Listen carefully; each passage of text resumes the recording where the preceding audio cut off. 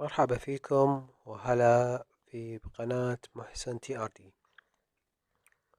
كثير منا يكون على عجلة ويبغى يحول ملف من الملفات من بي دي اف الى وورد او وورد بي دي اف او اكسل.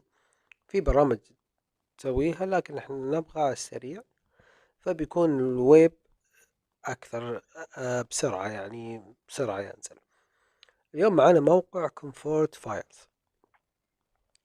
مهمته هذا الموقع يحول لك اي صيغة لأي تبيها.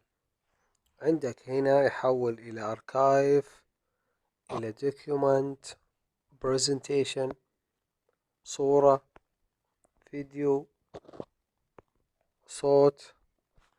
وإحنا بنجرب المثال على البي دي اف. نروح عند براوز، عفوا نروح عند براوز، نفتح براوز بيجينا التنزيلات.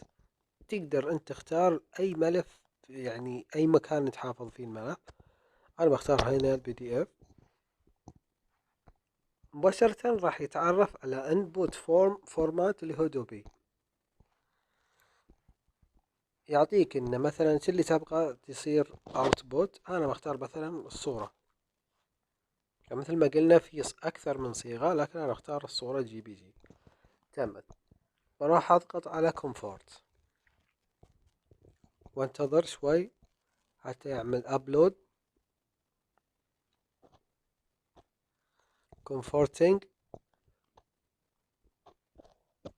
ننتظر شوي.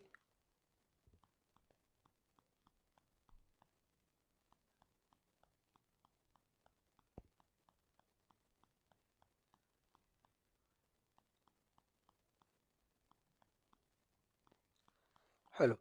لما يعطينا this file was successfully converted، أنا بضغط على الرابط click here to download page. راح ينقلك على اللينك اللي فيه الصورة. نضغط على اللينك، وهذه اللي حولناها الصورة. انت تضغط عليها، مجرد ما تضغط عليه بيطلع لك حفظ صورة وتقدر تحفظها. نفس الشيء ويطبق على أشياء كثيرة. مثل ما قلت أنا، في أشياء كثيرة هنا تقدر تعمل لها تحويل الصيغة من حتى الفيديو. لو احنا جينا الفيديو ضغطنا براوز،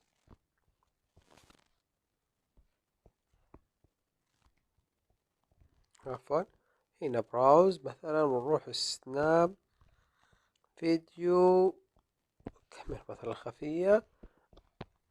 بتختار الاوتبوت مثلا MP3 او MP4 اللي تبغى، وقيس على ذلك على جميع. شوف الصيغ كثيرة، هذا الموقع يقدم لك صيغ كثيرة وبشكل مجاني. ان شاء الله ان اعجبكم الموقع، ان شاء الله اشوفكم الخير في مواقع ثانية. السلام عليكم.